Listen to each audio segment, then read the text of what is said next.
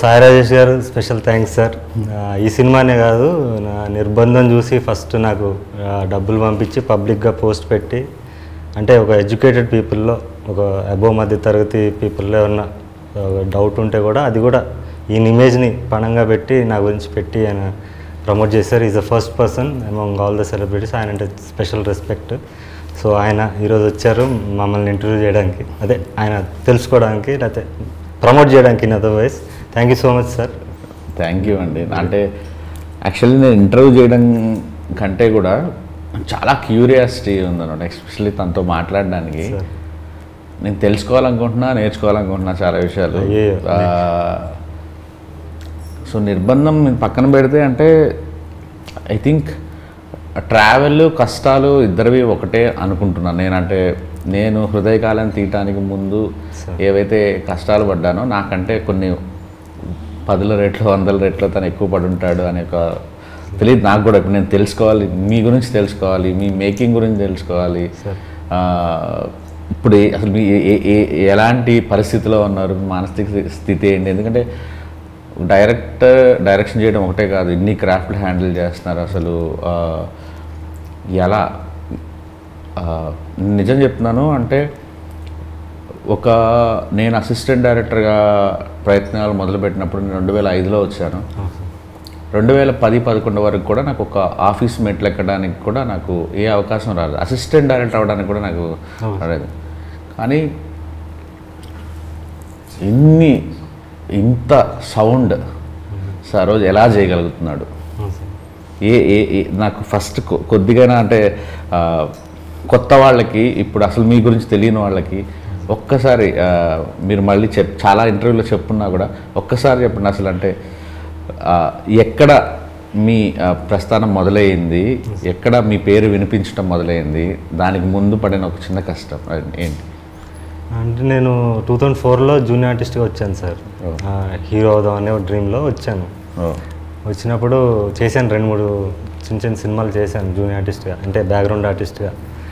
చేసినప్పుడు నా కళ ఏంటంటే, నా కళ ఎక్కడో ఉంది, ఇది నేను రీచ్ అవ్వాలంటే నా ఇప్పుడున్న పరిస్థితుల్లో అవుద్దా అని చూశాను.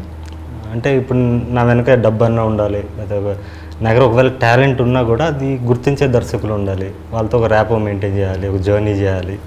నేను ఇంట్రోవర్ట్ బేసికలీ.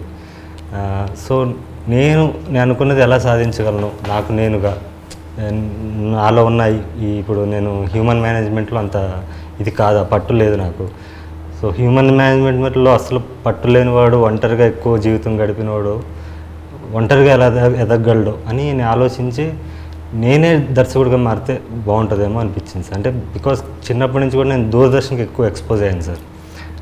మన టైంలో అప్పుడు దూరదర్శనే ఉండేది. సో దూరదర్శన్ వల్ల చాలా ఎడ్యుకేట్ అయ్యాను నేను. దాంట్లో టెలిస్కూల్ అని ఒకటి వచ్చేది, ఈ వ్యవసాయదారుల కార్యక్రమం వచ్చేది, మంచి అవార్డ్ ఫిల్మ్స్ వచ్చేవి. దాంట్లో శ్యామ్ బెనగల్, సత్యజిత్ రే వీళ్ళ సినిమాలు వచ్చేవి. ఆదివారం మధ్యాహ్నం అనుకుంటా, మధ్యాహ్నం. సో చిత్రలహరి శుక్రవారం నైట్ వచ్చేది. సో ఇలా నేను అంటే ఇప్పుడున్న దాంట్లో ఏంటంటే మనకు చాయిస్ ఉంది. కార్టూన్ నెట్వర్క్ చూసేవాడు కార్టూన్ నెట్వర్కే చూస్తున్నాడు, మనం జంగిల్ బుక్ కోసం ఎదురు చూసేవాళ్ళం. సో అలా చాలా విషయాలు నేను అక్కడి నుంచి ఎడ్యుకేట్ అయ్యాను. అంటే ఒక బ్యాలెన్స్, క్రియేటివ్ బ్యాలెన్స్ వచ్చింది. సో నేనే కథలు రాసుకుని నేనే తీసుకుందాం, నన్ను నేను ప్రొజెక్ట్ చేసుకుందాం అని చెప్పి ఒక షార్ట్ ఫిల్మ్ చేశాను సార్. అప్పట్లో షార్ట్ ఫిల్మ్ కల్చర్ లేదు. చేసి నేనే యాక్ట్ చేశాను. అది పట్టుకుని వెళ్ళిన ప్రతి చోట ఆ డైరెక్షన్ బాగుంది అన్నారు, కానీ నన్ను యాక్టర్గా గుర్తించాల ప్రతి చోట కూడా. సో నేను ఓకే వేరే యాక్టర్ని పెట్టి చేద్దామని అక్కడి నుంచి మిగతా ఇంటర్వ్యూలో చెప్పినట్టు మార్కెట్ ఉన్న యాక్టర్స్తో చేయాలంటే వాళ్ళతో జర్నీ. సో మొదటి బ్రేక్ ఏదండి? అంటే బాగా వినిపించింది, మీ పేరు బయట వినిపించింది నిర్బంధమేనా? దాని ముందు ఆడియన్స్లో నిర్బంధం అండి. ఇండస్ట్రీలో నా మొదటి తమిళ సినిమా ఓర్కల్ ఏదైతే చేశాను, ఆ విజువల్ వండర్ అది ఇదని నాకు నచ్చింది. But even know I feel ashamed of that film. అరే ఇంత ఇమ్మెచ్యూర్గా తీసానే. అంటే ఇప్పుడు వచ్చిన మెచ్యూరిటీకి ముందు డైరెక్షన్ అంటే షార్ట్స్ అనుకునేవాడిని. But now I realize direction is all about creating and capturing moments, human emotions. నేను మీ బేబీ టీజర్ చూసినప్పుడే నాకు సినిమా హిట్ అని నాకు ఎందుకు అనిపించిందంటే, అందులో ఉన్న ఎమోషన్స్ కానీ, ఆ వింటాజ్ లుక్ కానీ, మీరు ఒక వరల్డ్ క్రియేట్ చేశారు. సో అది డైరెక్షన్ అని నాకు అర్థమైంది. ఎందుకంటే డైరెక్షన్ అనేది నా ఫస్ట్ ప్రయారిటీ కాదు కాబట్టి నేను దాని మీద సీరియస్గా లేను. ఎప్పుడైతే నేను నటుడిగా మారానో I have become a better director right from నిర్బంధం. కానీ ఈ ఈ ప్రాసెస్లో మీరు హీరో అవుదామని వచ్చిన ప్రాసెస్లో మీలోని రైటర్ కానీ మీలో ఒక దర్శకుడు ఉన్నాడని ఎవరు చెప్పలేదా మీకు? అదే ఎక్కువ చెప్పారు. మిగతా ఇది తెలియదు కదా సార్, నేను నా యాక్టింగ్ కోషన్ వాళ్ళకి తెలియదు కదండి. Okay okay. సో అవి people recognize me and even now పెద్ద టెక్నీషియన్స్ కూడా, ఇప్పుడు రామ్ లక్ష్మణ్ ఫైట్ మాస్టర్లు కూడా, ఓకే నీ సినిమా ఫైట్ చూసే మేము వెళ్ళి మహేష్ బాబు సినిమా చేసినా, అల్లు అర్జున్ సినిమా చేసినా నీ సినిమా ఫైట్ చూసి ఇన్స్పైర్ అయ్యి వెళ్తాం అని చెప్పారు. అంత పెద్ద ఫైట్ మాస్టర్లు నేను పుట్టక ముందు చేస్తున్నారు వాళ్ళు. సో అది నాకు ఐ ఫీల్ ప్రివిలేజ్. అలాంటి చాలామంది టెక్నీషియన్స్, డిఓపీలు కానీ, ఆర్ట్ డైరెక్టర్లు కానీ అది ఇండస్ట్రీ వరకే పేరు. బట్ జనాల్లోకి ఇవన్నీ హంగులు కాదని వాళ్ళు చూసేది ఎమోషన్, వాళ్ళు కనెక్ట్ చేసుకోవడం. అది రియలైజ్ అయినప్పుడు నా రెడ్ జర్నీ స్టార్ట్ అయిందండి. బట్ నాలో ఒక కోరిక ఏంటంటే, భాగ్యరాజు గారు కానీ, కాశీనాథ్ గారు కానీ, ఉపేంద్ర గారు కానీ, ఇలా నాకు చాలా ఇష్టం, విశ్వనాథ్ గారు కానీ, వాళ్ళ యాక్టింగ్లో పడే ఒక గ్రేట్ డైరెక్టర్స్ని మిస్ అయ్యాం. దయచేసి మీరు డైరెక్షన్ మాత్రం వదలకండి. హీరోగా సెటిల్ అయినా ఫ్యూచర్లో. నేను డైరెక్టర్గా ఫెయిల్యూర్ అయ్యాను సార్. నేను ఇప్పుడు ఫస్ట్ 3 సినిమాలు కూడా నేను డైరెక్టర్గా 2 సినిమాలు తమిళ్లో చేశాను, 1 తెలుగులో చేశాను. 3 ఎవరు తెలియకుండా పోయింది. అవును, మణిరత్న గారికి 6వ సినిమా హిట్ అండి, మీకు తెలుసో లేదా, మౌనరాగం. అవును, కన్నడలో చేశారు. నేను అంటే దాని గురించి కాదు, నేను ఇంపాక్ట్ ఇవ్వలేదు.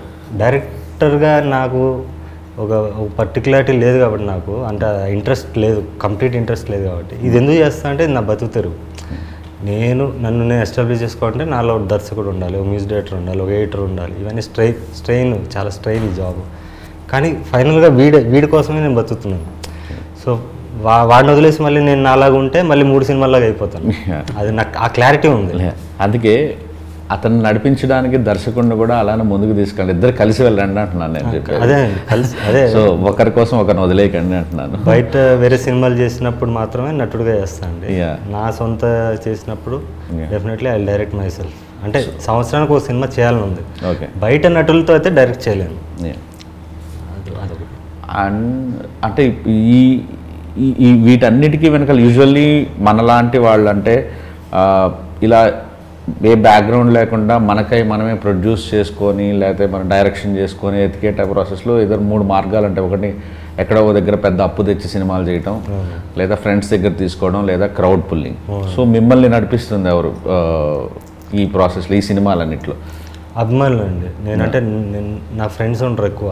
నేను చెప్పాను ఇంట్రోవర్ట్, ఒంటరిగా ఉంటాను. అభిమానులే నాకు ఫ్రెండ్స్.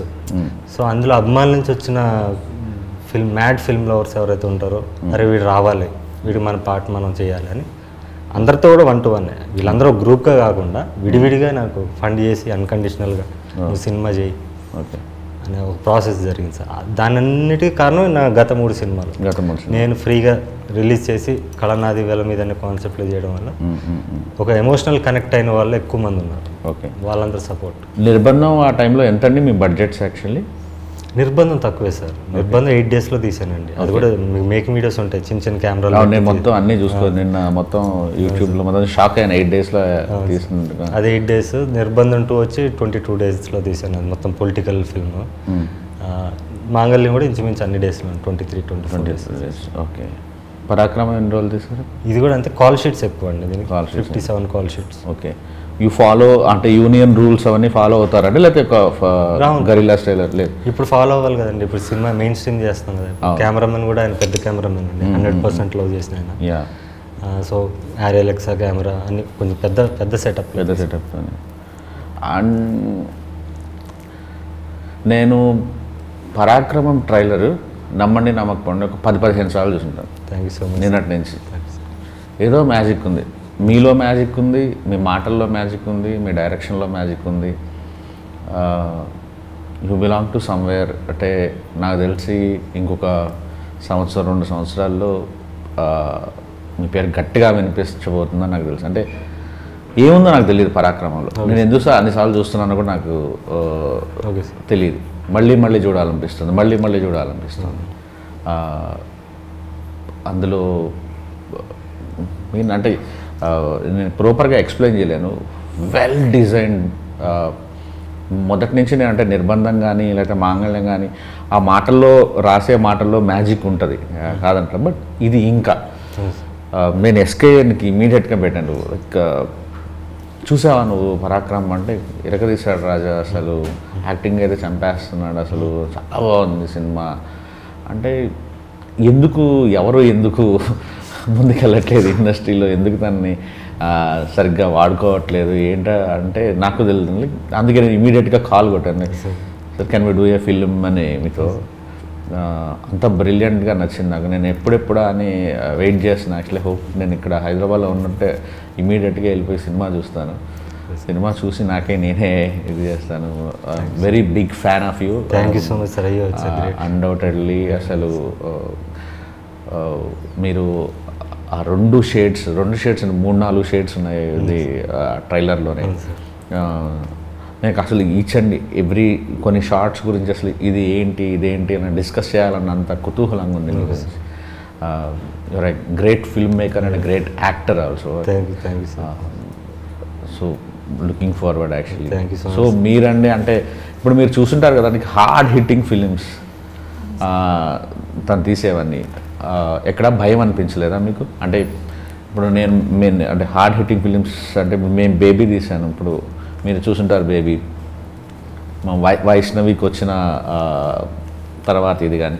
సో తన ఫిలిమ్స్ కూడా చాలా మొహం మీద చంప పగల కొట్టినట్టుగా ఉంటాయి కదా. సో మీకేమనిపించింది ఆఫర్ వచ్చిన దగ్గర నుంచి కానీ, తర్వాత రేపు ఏమైనా ఫేస్ చేయాల్సి వస్తే కానీ?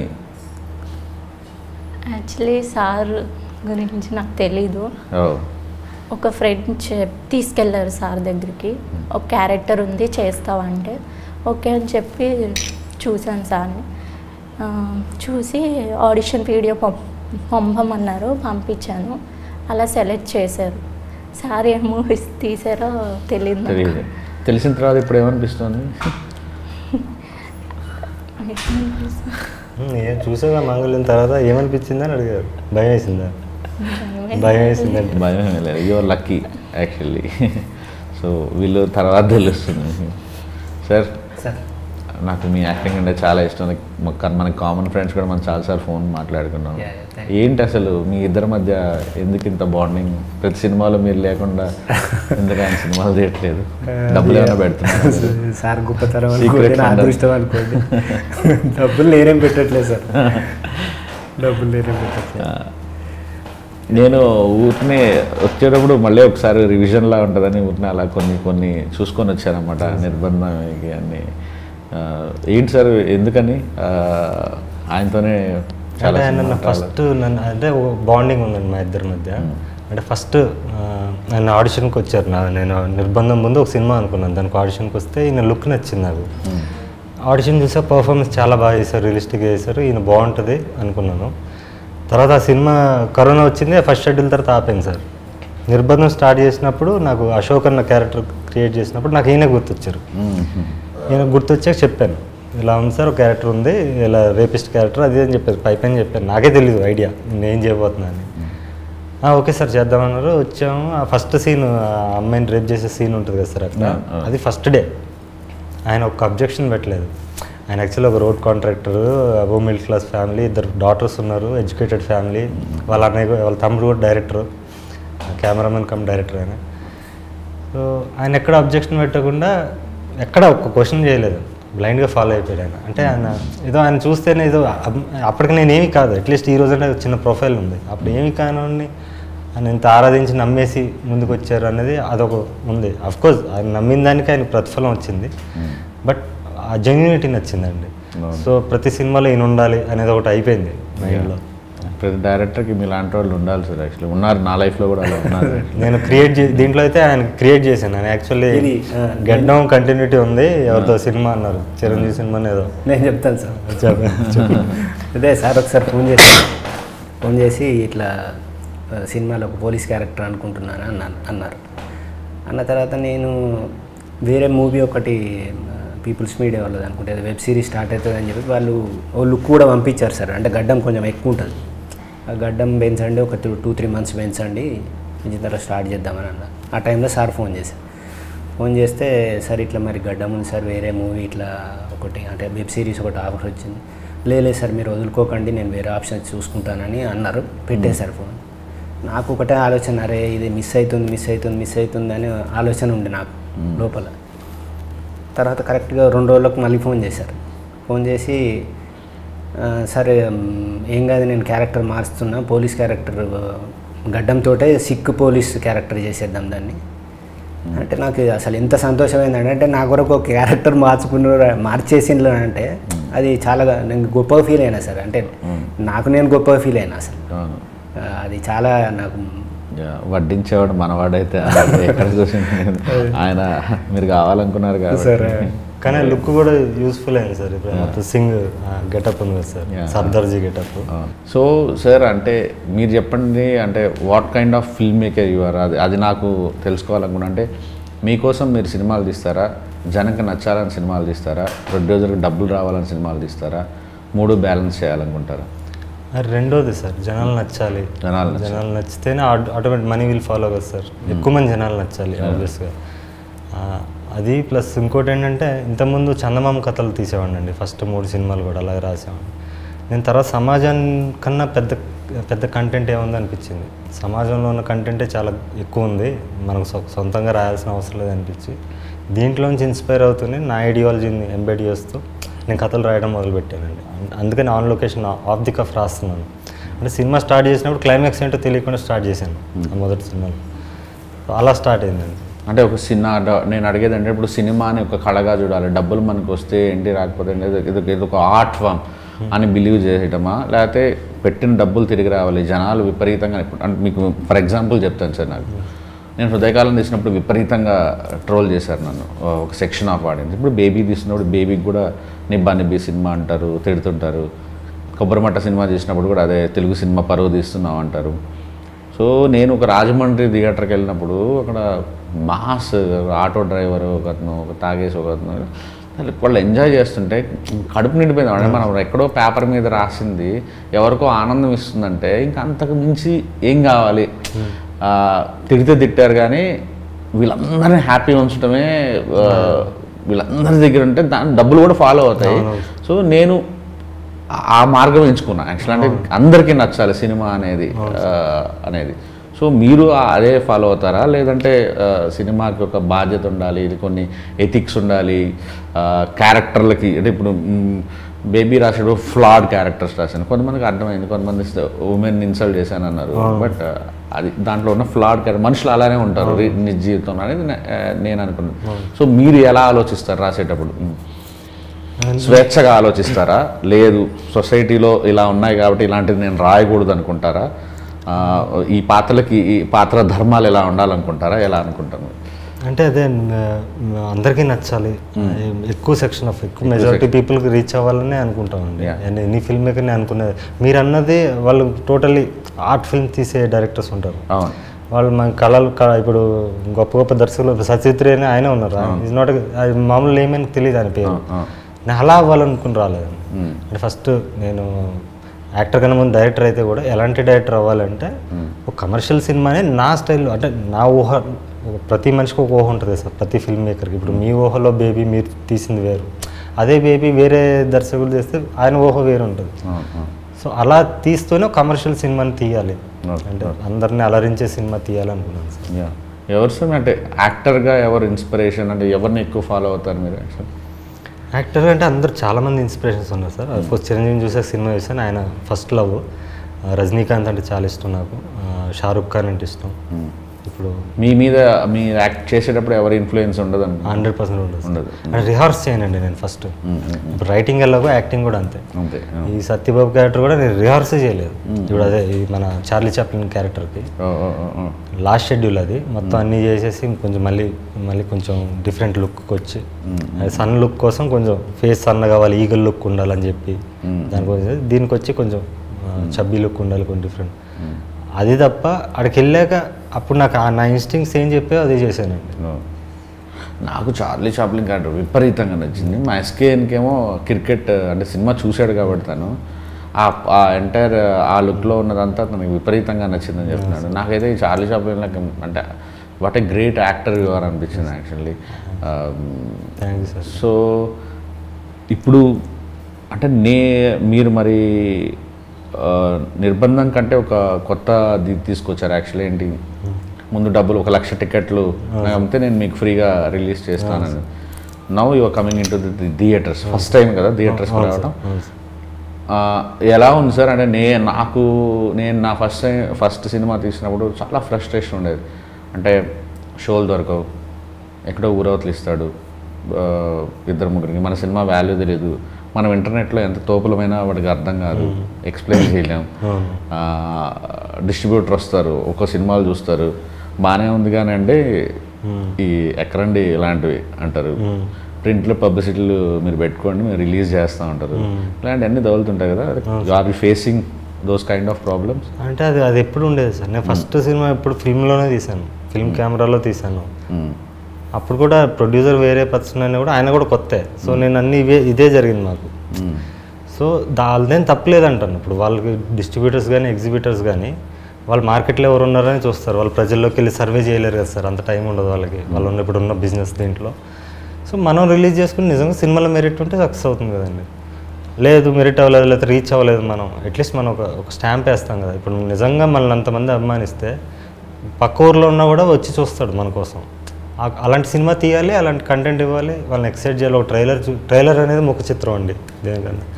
సో ట్రైలర్ చూశాక వాడు అందులో ఉన్న మూమెంట్స్ని సినిమాలో చూడడానికి వస్తాడు అనే కాన్ఫిడెన్స్తో చేస్తున్నానండి. సో ఇప్పుడు పరాక్రమకి మీకు రిలీజ్ అంతా స్మూత్గా ఉంది, అసలు ఎటువంటి డిస్ట్రిబ్యూషన్ సైడ్ కానీ ఎగ్జిబిషన్ సైడ్ కానీ ఎటువంటి లేదు. ఎస్కేఎన్ గారు ఉన్నారు వెనక, ఆ ప్రాబ్లం లేదు. హ్యాపీ. ఎస్కేఎన్ గారు ఉంటే ఇంకా పెద్ద తలకాయ ఉన్నట్టు యాక్చువల్లీ. అండ్ ఐ థింక్ ఇలాంటి ఫిలిం అందులో నా ఫేవరెట్ డేట్ రోజు రిలీజ్ అవుతుంది, మా బాస్ బర్త్డే రోజు కదా అది. అండ్ సో నాకు ఒక్కసారి పరాక్రమం ఎందుకు చూడాలి?